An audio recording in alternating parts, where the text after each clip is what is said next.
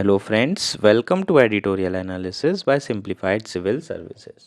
आज 16 of October को 3 article discuss करेंगे। तीनों आर्टिकल द हिंदू से लिए गए हैं। फर्स्ट आर्टिकल जो डिस्कस करेंगे वो है Nobel for explaining why nation fail. Economic Nobel prize किसे मिला है, क्यों मिला है, ये सारे एस्पेक्ट समझेंगे। बहुत अच्छा आर्टिकल आया हुआ है। यूपीएससी प्री में आपको पूछा जा सकता है इकोनॉमिक्स के नोबेल प्राइज़ के बारे में, और मेंस में तो आपको आ ही सकता है ना। मेंस में आप यूज़ भी कर सकते हो, ऐसे वगैरह में भी यूज़ कर सकते हो। सो काफ़ी इंपॉर्टेंट आर्टिकल है। नेक्स्ट आर्टिकल जो डिस्कस करेंगे वो है डीपर रोल। ये आर्टिकल इसराइल पैलेस्टीन कन्फ्लिक्ट से रिलेटेड है, और जो रीसेंट डेवलपमेंट हुए हैं और यूएस के रोल, ये दोनों चीज़ पर ये आर्टिकल आया हुआ है। काफ़ी अच्छा आर्टिकल है, इसे भी समझेंगे। प्री के लिए भी बहुत इंपॉर्टेंट है। थार्ड एंटी मिसाइल सिस्टम के ऊपर पहले भी क्वेश्चन आए हैं और दोबारा भी पूछा जा सकता है। नेक्स्ट आर्टिकल डिस्कस करेंगे sufferers awarded. Nobel peace prize किसे मिला है उसके बारे में बात करेंगे। स्टेट पीसीएस है ना, और बाकी जो भी छोटे मोटे एग्ज़ाम उसके लिए। बाकी एज सच बहुत ज़्यादा इम्पोर्टेंट नहीं है, लेकिन हालांकि आजकल यूपीएससी में भी ये अवार्ड वगैरह बहुत पूछने लगे हैं। सो एक बार पढ़ना ज़रूरी है यार, है ना, कुछ छोड़ेंगे नहीं, इसलिए सारी चीज़ें कवर कर रहे हैं हम। अगर आपको हमारा एनालिसिस पसंद आ रहा है तो प्लीज़ लाइक करें, कमेंट करें, शेयर करें एंड सब्सक्राइब करें। अगर आपको इसकी पीडीएफ चाहिए तो आप हमारा टेलीग्राम चैनल भी ज्वाइन कर सकते हैं, जिसकी लिंक नीचे प्रोवाइड की गई होगी। डायरेक्टली लिंक पे क्लिक करेंगे और टेलीग्राम चैनल ज्वाइन कर पाएंगे। आइए शुरू करते हैं हमारा एनालिसिस। हमारा फर्स्ट आर्टिकल है अ Nobel for explaining why Nations fail. यह आर्टिकल द हिंदू में आया है। GS3 इकॉनमी मेंस के पर्सपेक्टिव से इम्पॉर्टेंट है। प्रीलिम्स 2025 के पर्सपेक्टिव से तो काफ़ी ज़्यादा इम्पॉर्टेंट है। बेसिकली जो इकोनॉमिक्स में नोबेल प्राइज़ मिला है, किसे मिला है, क्यों मिला है, ये सारे एस्पेक्ट को कवर करेंगे। स्टेट पीसीएस में, एसएससी में ऐसे क्वेश्चन डायरेक्टली पूछ लिए जाते हैं। सो काफ़ी इम्पॉर्टेंट ये आर्टिकल हो जाएगा। शुरू कर लेते हैं। The 2024 economics Nobel prize awarded was awarded to US economist Darren Acemoglu, Simon Johnson, and James A. Robinson on Monday for studies of how institutions formed and affect prosperity. So, तीन लोगों को economics में Nobel prize दिया गया है। तीनों के नाम इम्पॉर्टेंट हैं, नोट डाउन करके उसे याद रखेंगे। और जो नोबेल प्राइज़ दिया गया है वो किस रीज़न से दिया गया है, इन्होंने स्टडी की थी कि किस तरीके से इंस्टीट्यूशन फॉर्म हो किए जाते हैं और किस तरीके से ये प्रॉस्पेरिटी को अफेक्ट करते हैं किसी भी कंट्री की। सो किसी भी कंट्री में जो सबसे ज़्यादा इम्पॉर्टेंट चीज़ होती है वो होते हैं वहाँ के इंस्टीट्यूशन, चाहे डेमोक्रेसी हो या ऑटोक्रेसी हो, इससे फ़र्क नहीं पड़ता है। अगर वहाँ इंस्टीट्यूशन स्ट्रांग है तो वो कंट्री लंबे समय तक ग्रो कर सकती है और प्रॉस्पेरस रह सकती है, ऐसा इन तीनों नोबेल लॉरिएट का कहना है। The prize committee credited the winner for enhancing our understanding of the root causes of why countries failed or succeed. सो जो कमेटी है उन्होंने इन तीनों को क्रेडिट दिया है कि आपने जो स्टडी की है वो बहुत बढ़िया स्टडी की है, और मेनली जो इनकी स्टडी है वो इसी के ऊपर है कि आखिर कोई कंट्री सक्सेसफुल क्यों हो रही है और कोई कंट्री फेल्ड कैसे हो जाती है। नाउ इनके वर्क का सिग्निफिकेंस देख लेते हैं। Why are some countries rich while others are poor is a question that has been debated by economists for a long time now. According to Nobel Committee, the richest 20% of the country in the world today are 30 times richer in terms of average income than the poorest 20%. So एक question जो बहुत समय से economist debate कर रहे हैं वो ये है कि क्यों कुछ कंट्रीज़ बहुत ज़्यादा रिच है और क्यों कुछ कंट्री बहुत ज़्यादा पुअर है। नोबल कमेटी का डेटा के हिसाब से जो 20% रिचेस्ट कंट्री है, अगर हम उनकी बात करें तो जो 20% पुअरेस्ट कंट्री के कंपैरिजन में अगर इन 20% रिच कंट्री को देखें तो 30 टाइम्स ये कंट्री रिचर है as compare to poorest 20% country, है ना। सो अगर हम टॉप 20 को बॉटम 20 से कंपेयर करें तो दोनों में डिफरेंस क्या है, 30 टाइम्स रिच टॉप 20 कंट्रीज़ हैं। 30 टाइम्स का मतलब क्या होगा, 3000%। Ever since the Industrial Revolution led to great divergence in the living standard between the East and West. Various theories has been proposed to explain the huge difference in living standards in rich versus poor countries. जब से industrial revolution आया है उसके बाद से जो living standards हैं उसमें बहुत बड़ा डाइवर्जेंस देखने को मिल रहा है ईस्टर्न और वेस्टर्न कंट्रीज़ में। वेस्ट मतलब हम जनरली यूरोप और यूएस की बात करते हैं, ईस्ट मतलब एशियन कंट्री की बात की जाती है। सारी एशियन कंट्री पुअर नहीं है, जैसे जापान हो गया, साउथ कोरिया हो गया, दे आर रिच कंट्री, पर बाय एंड लार्ज देखें तो एशियन कंट्रीज़ में ज़्यादातर जो है पुअर कहला रही हैं। सो वेस्ट और ईस्ट में इतना ज़्यादा लिविंग स्टैंडर्ड में डिफरेंस क्यों आया, इसके लिए कई सारी थ्योरीज प्रपोज की गई है कि आखिर रिच और पुअर कंट्री में ये डिफरेंस कैसे बना। Some blame Western colonialism as a primary reason for Western world prosperity even today. कुछ लोगों का कहना है कि जो वेस्टर्न कोलोनियलिज्म था उसी के कारण जो है वेस्टर्न कंट्री डेवलप्ड हुई at the cost of eastern countries, है ना। तो ये सारे के सारे जो है ईस्टर्न कंट्री को अपनी कॉलोनी बना कर रखे थे, और इन लोगों ने जो ईस्टर्न कंट्री की कॉलोनीज़ हैं इनकी उससे रॉ मटेरियल यूज़ किया और उसी के एक्सपेंस में खुद का डेवलपमेंट किया, जैसे इंडिया और इंग्लैंड का एग्जांपल हम देते भी हैं। Other scholars have argued that disparity in natural resource endowment explain the difference in economic prosperity across country. कुछ स्कॉलर्स का कहना ये था कि भाई जो नेचुरल रिसोर्सेज हैं वो वेस्टर्न कंट्रीज़ में ज़्यादा हैं, ईस्टर्न में कम है, और इसलिए जो है जो कुछ कंट्री है वो सुपीरियर है, रिच है, कुछ कंट्री है जो कि रिच नहीं है। जैसे कि मिडिल ईस्ट की कंट्रीज़ के बारे में आ सकता है, जैसे सऊदी हो गए, है ना, सऊदी अरेबिया में बहुत रिच हैं इन लोग, यूएई हो गए बहुत रिच है ना। तो ये ऐसी कंट्री जहाँ पर रिसोर्स एंडोमेंट बहुत ज़्यादा है, ऑयल निकल गया तो रिच हो गए, पर यह एंटायरली ट्रू है क्या? नहीं। Some scholars have argued that intelligence and even historical accidents could explain a nation fate. तो कुछ लोगों का कहना है कि भाई कंट्री की इंटेलिजेंस, वहाँ के जो लेबर है उनकी इंटेलिजेंस, और कुछ का कहना है हिस्टोरिकल एक्सीडेंट्स के कारण भी जो आगे हैं वो आज भी आगे हैं। The 2024 Nobel laureates, however, have argued that differences in the quality of economic and political institution is what best explains the divergence in economic fates of countries. This thesis is most famously elaborated in 2012 book Why Nation Fail: The Origin of Power, Prosperity and Poverty, written by the Daron Acemoglu and James A. Robinson, and also in the 2004 paper Institution as a Fundamental Cause for Long Run Growth, written together by all three these Nobel laureates. So ये जो book है, ये thesis है, इनका नाम यार पता होना चाहिए, अच्छा रहता है, आप कोट कर सकते हैं प्रॉपरली अपने ऐसे के आंसर में। सो 2024 में जो नोबल लॉरिएट्स हैं उनका कहना अलग था। उनका ये था कि किसी भी कंट्री के जो पॉलिटिकल और इकोनॉमिकल इंस्टीट्यूशन हैं वो एक्सप्लेन करते हैं कि ये जो डाइवर्जेंस है, ये जो गैप है वो क्यों है।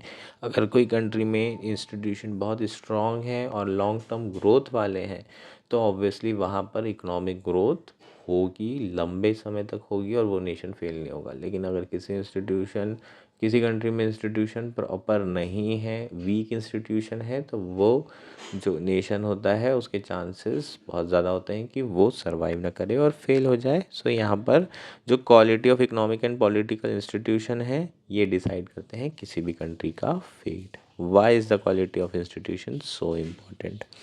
Institutions are the rules of the game that define the incentive of human individual. For example, institution that stop the state from seizing the property of honest citizen would give ordinary citizen the incentive to work hard without the fear of expropriation, and in turn would lead to general economic prosperity. So example से समझते हैं कि आखिर institution इतने important क्यों है। मान लीजिए कोई इंस्टीट्यूशन ऐसा है, for example supreme court of India. अगर सुप्रीम कोर्ट ऐसा इंस्टीट्यूशन है जो कि लोगों के फंडामेंटल राइट्स को वायलेट होने से रोक रही है, for example right to property, और स्टेट को रोक रही है कि कोई भी प्रॉपर्टी को स्टेट जब चाहे तब एक्वायर ना कर पाए। ऐसे में क्या होगा, जो ऑनेस्ट ऑर्डिनरी सिटीज़न है उन्हें क्या मिलेगा, इंसेंटिव मिलेगा कि वो ज़्यादा से ज़्यादा काम करें without the fear of expropriation, बिना डरे कि यार सरकार कभी भी उनसे उनका घर, उनकी जायदाद कुछ भी ले सकती है। और ऐसे में अगर सारे लोगों को इंसेंटिव मिलेगा तो सभी लोग मेहनत करेंगे और हार्ड वर्क करेंगे। अगर हार्ड वर्क और मेहनत करेंगे ही तो ऑब्वियसली जो इकोनॉमिक प्रॉस्पेरिटी है वो आएगी। एडम स्मिथ, है ना, एडम स्मिथ ने यही तो कहा था, अगर सब लोग अपना अपना सेल्फ इंटरेस्ट देखने लग जाएं तो अपने आप नेशन ग्रो करने लग जाएगा। सो यहाँ वही बात की जा रही है। Institution that legalize expropriation on the other hand would affect individual incentive negatively and can cause economic stagnation। और इंस्टीट्यूशन जो कि एक्सप्रोप्रिएशन को लीगलाइज कर दे, प्रॉपर्टी के एक्वायरमेंट को लीगलाइज कर दे, लैंड के एक्विजिशन को लीगलाइज कर दे, ऐसे इंस्टीट्यूशन बहुत ज़्यादा खतरनाक हो सकते हैं, क्योंकि लोगों के लिए मोटिवेशन ही नहीं रहेगा हार्ड वर्क करने का, और उससे बेसिकली इकोनॉमिक स्टेगनेशन आ सकता है। नाउ इस Acemoglu and Johnson argued in their book that institution can either be inclusive or extractive. Inclusive institutions are characterized by secure private property rights and democracy, while extractive institutions are marked by insecure property rights and lack of political freedom. So इन्होंने जो है institution को दो type में divide किया है। Institution या तो इंक्लूसिव होगा या एक्सट्रैक्टिव होगा। अगर इंस्टीट्यूशन इंक्लूसिव है तो वो प्राइवेट प्रॉपर्टी राइट्स को सिक्योर करेगा और डेमोक्रेसी इंश्योर करेगा। अगर वो एक्सट्रैक्टिव है तो वो प्राइवेट प्रॉपर्टी राइट्स को इनसिक्योर करेगा और पॉलिटिकल फ्रीडम की उस कंट्री में कमी होगी। They try to empirically demonstrate that inclusive institution lead to long run economic growth and higher living standard, while the extractive institution lead to economic degradation and property. So उन्होंने basically यही establish किया है कि अगर institution inclusive है तो growth long term होगी, और अगर आपका एक्सट्रैक्टिव है तो ग्रोथ जो है लॉन्ग टर्म नहीं रहेगी। इसे एग्जाम्पल से भी समझ सकते हैं। जो कॉलोनियल पावर थी, जो कि सेटल नहीं होना चाहती थी सर्टेन कंट्री में, उन्होंने फॉर वेरियस रीजंस जो है अलग अलग तरह के इंस्टीट्यूशन सेटअप किए। जैसे कि एक्सट्रैक्टिव इंस्टीट्यूशन सेटअप किया गया इंडिया में, ताकि ब्रिटिशर्स के द्वारा, ताकि जल्द से जल्द जो है जितने भी रिसोर्सेज हैं शॉर्ट स्पैन ऑफ टाइम में उसे प्लंडर किया जा सके और अपने साथ लेकर जा सके। लॉन्ग टर्म ग्रोथ के बारे में उन्होंने कभी नहीं सोचा। सो जो इंस्टीट्यूशन थे ज़्यादातर वो एक्सट्रैक्टिव थे, लेकिन जहाँ पर ब्रिटिशर्स को थोड़ा भी सेटल होने का मन था वहाँ पर उन्होंने इंक्लूसिव इंस्टीट्यूशन एनकरेज किए या सेटअप किए, जिसके कारण इन्वेस्टमेंट एनकरेज हुआ, लॉन्ग टर्म इकोनॉमिक ग्रोथ हुई। इसका एग्जांपल आप यूएस ले सकते हैं। यूनाइटेड स्टेट्स में इस तरह के इंस्टीट्यूशन सेटअप किए गए कि वहाँ पर जो है जो ग्रोथ है वो लॉन्ग टर्म हो रही है। क्लियर है क्या? So inclusive institution leads to a long run growth for nation and for nation to survive for the longest years. ठीक है। Why don't we have more inclusive institution? So क्यों हम लोग ज़्यादा से ज़्यादा इंक्लूसिव इंस्टीट्यूशन नहीं बना रहे हैं? बहुत सारी कंट्रीज़ हैं, अब तो सब इंडिपेंडेंट हो गई है, सारे रूलर्स जो है चुने जा रहे हैं। बहुत सारी कंट्रीज़ में डेमोक्रेसी है, इवन इंडिया की बात कर लें वहाँ पर भी डेमोक्रेसी है। तो क्यों ना हम सारे इंक्लूसिव इंस्टीट्यूशन बनाएं और हमारी जो ग्रोथ है वो एकदम तेज़ी से हो जाए। तो इसका भी इन्होंने रीज़न बताया है कि ऐसा क्यों नहीं होता है कि बहुत सारी country long term economic growth वाले इंस्टीट्यूशन को सेटअप नहीं करती है या नहीं कर पाती है। इसके पीछे का रीज़न ये है कि जो रूलर्स होते हैं वो उनके पास अलग अलग चॉइसेस होती है। When the rulers of the country are able to safely extract sufficient resources for their personal gains to extractive institution, the laureates argued they have a little reason to bring in political and economic reform। Rulers generally क्या होते हैं, वो ये सोचते हैं कि यार अपना काम तो हो गया है, अपना पॉलिटिकल गेन तो हो गया है, और वो गेन एक्सट्रैक्टिव इंस्टीट्यूशन के थ्रू उनको मिल गया है, पर्सनल गेन उनका हो चुका होता है। सो ऐसे में उनके पास रीज़न नहीं होता कि वो पॉलिटिकल इकोनॉमिक रिफॉर्म्स लेकर आएँ और इंक्लूसिव इंस्टीट्यूशन सेटअप करें जो कि पॉपुलेशन को लॉन्गर रन में बेनिफिट दे सकती है। ऐसे केस में जो एक्सट्रैक्टिव इंस्टीट्यूशन रहते हैं वो लॉन्ग टर्म तक प्रिवेल करते हैं, जब तक कि क्या ना हो जाए, रिवॉल्ट ना किया जाए लोगों के द्वारा। कई बार जो है पॉपुलर अपराइजिंग होती है जिसके कारण एक्सट्रैक्टिव इंस्टीट्यूशन को अबॉलिश किया जाता है रूलर के द्वारा और फिर जो है सेटअप किया जाता है, पर ये हर बार नहीं होता है। सो पॉपुलर अपराइजिंग ये सारी चीज़ें होने के कारण क्या है, एक्सट्रैक्टिव इंस्टीट्यूशन को सेटअप करना जिसके कारण लोगों का वेलफेयर होने की जगह लोग और पुअर होते चले जाते हैं। सो बेटर ये है कि आप जो है कौन से इंस्टीट्यूशन सेटअप करें जो कि इंक्लूसिव इन नेचर है, जिसके through long run economic growth हो सकती है। सो किसी भी कंट्री को अगर आप बर्बाद करना है तो आप वहाँ के इंस्टीट्यूशन को बर्बाद करिए। जैसे कि इंडिया में बोला जाता है, इंडिया में जैसी सरकार अगर ऑटोक्रेटिक हो रही है तो सीबीआई ख़त्म हो जाती है। उसके बाद आप दूसरे इंस्टीट्यूशन देखें तो ईडी आजकल बहुत ज़्यादा गलत तरीके से इस्तेमाल की जा रही है। सो सीबी हो गया, ईडी हो गया, इवन सुप्रीम कोर्ट पर भी है ना चंद्रचूड़ नहीं थे, उसके पहले इल्ज़ाम लगाए जा रहे थे कि सुप्रीम कोर्ट भी कोई काम की नहीं रह गई है, सरकार के सामने घुटने टेक दिए हैं। पार्लियामेंट ऑलमोस्ट चल नहीं रही थी, स्ट्रॉन्ग इतनी ज़्यादा थी सरकार। सो ऐसे में बहुत लोगों का कहना था कि एक के बाद एक इंस्टीट्यूशन फॉल हो रहे हैं, अगर इंस्टीट्यूशन गिरते जाएंगे तो सरकार स्ट्रांग होती जाएगी, ऑटोक्रेसिक टेंडेंसी बढ़ेगी और उससे अल्टीमेटली देश को नुकसान होगा। ऐसा सिर्फ इस गवर्नमेंट में नहीं, जब भी गवर्नमेंट स्ट्रांग होती है वो इंस्टीट्यूशन को वीक करने की कोशिश करती है ताकि उसकी पावर बढ़ सके, लेकिन ऐसे में बहुत बार ये होता है कि इकोनॉमिक ग्रोथ नहीं हो पाती है उस कंट्री की, है ना। और यही हमें NDA 1 और 2 एरा में देखने को मिला। In spite of many reforms done by the NDA 1 and 2, we still haven't reached the 2 digit GDP growth number in last 10 years, है ना। तो ये इसका मेन रीज़न यही है कि जो इंस्टीट्यूशन है वो प्रॉपरली सेटअप नहीं किए गए हैं। ये हमारा कंप्लीट आर्टिकल था। हमारा नेक्स्ट आर्टिकल है deeper role. Article the Hindu में आया है, GS2 IR मीन्स के पर्सपेक्टिव से काफ़ी इंपॉर्टेंट आर्टिकल है, प्रीलिम्स के पर्सपेक्टिव से यार बहुत ज़्यादा इंपॉर्टेंट आर्टिकल है। इज़राइल पैलेस्टीन इशू के ऊपर दोबारा से आर्टिकल आया है और मेनली यूनाइटेड स्टेट्स के रोल के ऊपर आर्टिकल आया है। यूनाइटेड स्टेट्स को काफ़ी क्रिटिसाइज़ किया है और करना भी चाहिए कि उसका जो रोल है वो काफ़ी ख़राब रोल रहा है। अगर वो चाहता तो अभी तक के मिडिल ईस्ट में पीस इंश्योर किया जा सकता। इज़राइल के ऊपर बहुत ज़्यादा लेवरेज है, किसका, यूनाइटेड स्टेट्स का, फिर भी वो अपने लेवरेज का यूज़ नहीं कर रहे हैं और यही सारी बातें इस आर्टिकल में कही गई है। फिल्म्स के पर्सपेक्टिव से यार third anti missile system important है। इस पर यूपीएससी ने ऑलरेडी आपको प्रीलिम्स में 2020 में क्वेश्चन पूछा हुआ है, दोबारा से आ सकता है, बिल्कुल आ सकता है। The Biden administration decision to send an advanced anti-missile system to Israel and the soldiers to operate it is the latest sign that the US is getting drawn into unfolding conflict in West Asia. So recently जो Biden administration है उन्होंने anti missile system send किया है Israel को और कहीं ना कहीं यूएस जो है इस कन्फ्लिक्ट में जो कि वेस्ट एशिया में हो रहा है उसमें खींचा चला जा रहा है। Ever since the latest war here broke out after Hamas October 7 attack on Israel, the US had publicly maintained that it did not want a regional war। जब से October 7 के बाद से जब से हमास अटैक हुआ है तब से यूएस का स्टैंड तो क्लियर है कि भाई वो रीजनल वॉर नहीं चाहता है। सो जो यूएस के प्रेसिडेंट हैं उनकी ट्विन अप्रोच रही है, to give Israel a free hand in its war on Gaza while spending America diplomatic and military resources to prevent an escalation.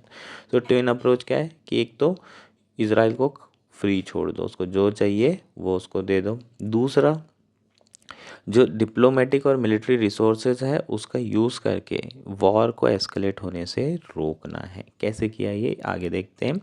When Israel carried out a disaster disproportionate war on Gaza, facing allegation of genocide, Mr. Biden sent Secretary of State Anthony J. Blinken several times to the region to keep the American coalition intact. The US launched an airstrike campaign against Yemen Houthis, who declared war against Israel and attack commercial vessels in the Red Sea, and also strike against Hashad al-Shabi, the Shia militias in Iraq and Syria. While the Secretary Blinken held American-Arab alliance together, but what Biden did not do was to put meaningful pressure on Israel, which is now accused by the UN investigation of having committed war crimes and crimes against humanity in Gaza. So United states ने किया क्या है, एक तो Israel को free hand दे दिया, जो करना है करो तुम गाज़ा में जा कर के। दूसरा, अपने जो सेक्रेटरी ऑफ स्टेट हैं ब्लिंकन को, उसे सेवरल टाइम्स भेजा है मिडिल ईस्ट में, ताकि जो है अरब अमेरिका का जो कोलिशन है वो बना रहे। सऊदी अरेबिया से बड़े अच्छे रिलेशन है किसके, अमेरिका से। तो ऐसा नहीं होना चाहिए कि अमेरिका से रिलेशन ख़राब हो जाए। सो सारी कंट्री को पैसिफाई करने के लिए यहाँ से जो state secretary of state Anthony Blinken है उसे भेजा गया। मल्टीपल टाइम्स वो मिडिल ईस्ट में गए और सारी कंट्रीज़ में जाकर उन्होंने विज़िट की। दूसरा, यूएस ने क्या किया, इसराइल के जितने भी विरोधी थे उनको वीक करने की भी कोशिश की। जैसे कि यमन के जो हाउदीस हैं जिन्होंने वॉर डिक्लेयर कर दी थी, रेड सी में लगातार बॉम्बिंग कर रहे थे, हालांकि ये इंडिया के लिए भी अच्छा नहीं था। सो यूएस ने लगातार यमन हाउदीस के ऊपर बॉम्बिंग की। इसके अलावा जो इराक और सीरिया में शिया मिलिटियाज़ हैं जिनका नाम हशद अल शाबी है, इन पर भी उन्होंने अटैक किया। सो इसराइल को फ्री हैंड दिया, इसराइल के जितने भी अगेंस्ट में मिलिटियाज़ थे उनको वीक किया, प्लस जो कोलिशन था अमेरिकन और अरब कंट्री का उसे इंटैक्ट रखने की कोशिश की गई। अगर ये कंट्री सऊदी अरेबिया अगर इस रीजनल कन्फ्लिक्ट में अपने आप को इन्वॉल्व कर लेती तो ये एक रीजनल वॉर बन सकती थी। तो इसे रोकना था। बस इन्होंने क्या नहीं किया, इसराइल पर प्रेशर नहीं डाला, और इसराइल पर प्रेशर डाल के ये नहीं कहा कि यार चलो हो गया सीज़ फायर कर लेते हैं। लगभग $18 बिलियन अभी तक के मदद कर चुका है बाइडन एडमिनिस्ट्रेशन इसराइल की, जब से ये वॉर शुरू हुई है। रिसेंटली यूनाइटेड स्टेट्स ने terminal high altitude area defence system third anti missile system जो है सेंड किया है, भेजा है। इसके साथ साथ अपने सोल्जर्स को भी भेजा है जो इसे ऑपरेट करेंगे। 12 महीने हो गए हैं, अभी तक के इसराइल ने अपने ऑब्जेक्टिव अचीव नहीं कर पाया है, और अभी भी हमास जो है अटैक किए जा रहा है। लेबनान में इन्वेजन ज़रूर किया है, हिजबुल्लाह अभी भी उन पर अटैक कर रहे हैं, लेकिन सो ये जो ऑब्जेक्टिव है वो मीट हो नहीं रहे हैं, और यूनाइटेड स्टेट्स कुछ कर नहीं रहा है। ईरान जो है अभी 200 मिसाइल भेजा है, बहुत सारी मिसाइल तो रोक ली गई है, लेकिन बहुत सारी मिसाइल ने हिट भी किया है, और 2 इजरायली एयरबेसेस को भी हिट किया गया है ना। डजन ऑफ हिट्स जो है 2 इजरायली राइट बेसिस पर भी लगी है। सो ईरानियन थ्रेट तो बढ़ते ही जा रहा है। सो बेहतर क्या होगा, सबको मनाने से बेहतर ये है कि गाज़ा में सीज़ फायर किया जाए, और इसराइल को मनाया जाए कि भाई तुम अब हो गया, जितना भी होना था, शांत हो जाओ, और जो है पीस इंश्योर किया जाए, है ना। सीज़ फायर होगा तो हो सकता है कि जितने भी हिजबुल्लाह हैं और जितने भी मिलिटियाज़ हैं ये सब ऑलरेडी शांत हो जाएंगे, और ईरान भी जो है हो सकता है रिटेलिएशन ना करे और अटैक ना करे। सो ज़्यादा कुछ नहीं करना है। जो यूएस है उनका बहुत ज़्यादा लेवरेज है, क्योंकि कहीं ना कहीं यूएस ये सब डिफेंस सिस्टम और जो भी मदद कर रहा है वो यूएस ही कर रहा है। अगर यूएस ये सपोर्ट हटा दे तो इसराइल पॉसिबल नहीं है। अभी तक इसराइल घिर जाता, ऑब्वियसली इसराइल घिर के भी जो है अपने आप को बचाया है पहले भी, लेकिन यूएस के सपोर्ट के बिना नहीं। अगर यूएस जो है इतना लेवरेज रखता है तो उसे, है ना, इसराइल से बात करनी चाहिए और सीज़ फायर जो है इंश्योर करना चाहिए। ये हमारा कंप्लीट आर्टिकल था। होपफुली ये आर्टिकल आप सभी को क्लियर हो गया हो। हमारा नेक्स्ट आर्टिकल है सफरर्स अवॉर्डेड। ये आर्टिकल द हिंदू में आया है, और प्रीलिम्स के पर्सपेक्टिव से और स्टेट पीसीएस के पर्सपेक्टिव से यार इम्पॉर्टेंट है, एसएससी के लिए इम्पॉर्टेंट है। बेसिकली जो पीस प्राइज़ मिला है उसके बारे में बात करेंगे, किसको मिला, इससे ज़्यादा ये इंपॉर्टेंट नहीं है। 79 years after Hiroshima and Nagasaki were subject to unprecedented devastation following the US act of dropping atomic bomb on this cities, Nihon Hidakanryu, the organization that worked for welfare of the survivor, called the Hibakusha, and steadfastly sought to build consensus on the need for abolition of nuclear weapon, has been awarded the Nobel Peace Prize for 2024. पहले United states bombing करता है, उसके बाद जो survivors रहते हैं उनको जो ऑर्गेनाइजेशन सपोर्ट करता है उसे नोबेल प्राइज़ देने का काम करता है। ऑब्वियसली ये यूनाइटेड स्टेट्स का बहुत बड़ा रोल होता है नोबेल प्राइज़ डिसाइड करने में। यहाँ पर यूनाइटेड स्टेट्स की हिपोक्रेसी हमें देखने को मिलती है, बिल्कुल बहुत ही ज़्यादा हिपोक्रेट कंट्री है, पर हमें उस पर फोकस नहीं करना है, हमें इस पे फोकस करना है कि किसको नोबेल पीस प्राइज़ मिला है। एक ऑर्गेनाइजेशन है जिसका नाम है निहोन हिडंक्यो, है ना, निहोन हिडंक्यो। ये ऑर्गेनाइजेशन जितने भी सर्वाइवर्स थे जो बच गए थे उस बॉम्ब के अटैक के बाद, जिनको हिबाकुशा भी कहा जाता है, इन सर्वाइवर्स के वेलफेयर के लिए इन्होंने, इस ऑर्गेनाइजेशन ने काम किया है। और इसके साथ साथ न्यूक्लियर वेपन्स के अबॉलिशन के लिए इन्होंने कंसेंसस भी बनाया है, बाकी कंट्रीज़ के साथ मिलकर आम सहमति भी बना रहे हैं। एक तरीके से एनजीओ हैं, है ना, एक एनजीओ ऑर्गेनाइजेशन है जो ये सारी एक्टिविटीज़ कर रहा है, और इसलिए इन्हें peace prize, Nobel peace prize पुरस्कार दिया गया है 2024 में। चीज़ें क्लियर है क्या? बस इतना ही इम्पोर्टेंट है, बाकी ऐसे आर्टिकल में कुछ ज़्यादा दम है नहीं। ठीक, ये हमारे तीनों आर्टिकल थे। That's it for today. Thank you and enjoy your day.